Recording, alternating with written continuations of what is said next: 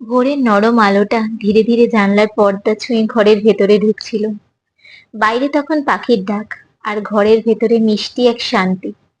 ঠিক সেই সময় স্বামীর নরম ডাকে ঘুম ভাঙল তার। চোখ খুলতেই সামনে ভেসে উঠল পরিচিত হাসি মুখটা। দিনের শুরুটা যেন ভালোবাসার ছোঁয়াতেই হয়ে গেল। দুজনে কিছুক্ষণ গল্প করতে করতে সকালটা উপভোগ করল। ছোট ছোট কথা, মিষ্টি হাসি আর খুনসুটিতে ভরে উঠল ঘর। তারপর মুখ হাত ধুয়ে রান্নাঘরে গেল স্ত্রী। জলখাবার তৈরি করলো। সংসারের এই ছোট্ট মুহূর্তগুলোই যেন তাদের কাছে সবচেয়ে বড় সুখ। স্নান সেরে পুজো করতে বসতেই মনটা এক অদ্ভুত শান্তিতে ভরে গেল। পুজো শেষে দুজনে পাশাপাশি বসে খাবার খেলো। গল্প যেন থামতেই চাইছিল না। প্রতিটা কথার মাঝেই ছিল আপন এক ভালোবাসা। তারপর একসাথে অফিসের পথে বের হলো তারা। গেস্ট হাউসের মোড় পর্যন্ত স্ত্রী তার স্বামীর সাথেই গেল।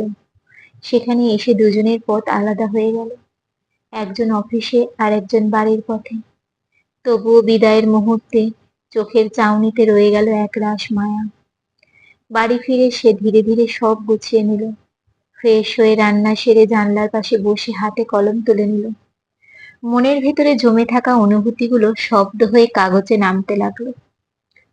কবিতার প্রতিটা লাইনে যেন লুকিয়ে ছিল তার ছোট ছোট সুখ, অপেক্ষা আর ভালোবাসা। দুপুর গড়িয়ে এলো, তার মনটা আবার অস্থির হয়ে গেল। কারণ একটু পরেই স্বামী বাড়ি ফিরবে। এই অপেক্ষাটুকু তার কাছে খুব প্রিয়। দরজা খুলতেই পরিচিত সেই মুখটা দেখে তার মন ভরে গেল। দুজনে একসাথে খেতে বসলো দুপুরের খাবার।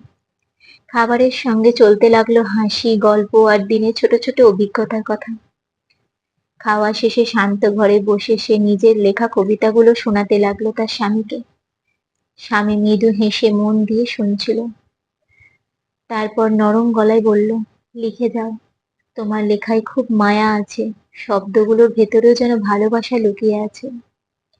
এই ছোট্ট প্রশংসাতেই তার মন আনন্দে ভরে উঠল। হঠাৎ টেবিলের উপর রাখা আইসক্রিমটা চোখে পড়তেই দুজনেই হেসে ফেলল। ছোট্ট বাচ্চাদের মতো ভাগ করে খেতে খেতে আবার গল্পে মেতে উঠল তারা। এই ছোট ছোট মুহূর্তগুলোই যেন তাদের জীবনের সবচেয়ে সুন্দর স্মৃতি হয়ে রইল। আবার সময় হলো, স্বামী অফিসের জন্য বেরিয়ে গেল। দরজার কাছে দাঁড়িয়ে সে চুপচাপ তাকিয়ে রইল যতক্ষণ না মানুষটা চোখের আড়াল হয়ে যায়। তারপর আবার শুরু হলো অপেক্ষা। সন্ধ্যা নামবে, মানুষটা ফিরবে, আর ঘরটা আবার ভরে উঠবে হাসি, গল্পে আর ভালোবাসায়। সে রান্নাঘরে গিয়ে মনের মতো করে রান্না করতে লাগলো। থালাটা যত্ন করে সাজাতে সাজাতে শুধু একটাই কথা মনে হচ্ছিল, দিনের শেষে পৃথিবীর সবচেয়ে বড় শান্তি হলো প্রিয় মানুষটা ঘরে ফিরে আসা। কলমে ও কণ্ঠে আমি কোয়েল। গল্পের নাম ভালোবাসার নীরব দিনলিপি।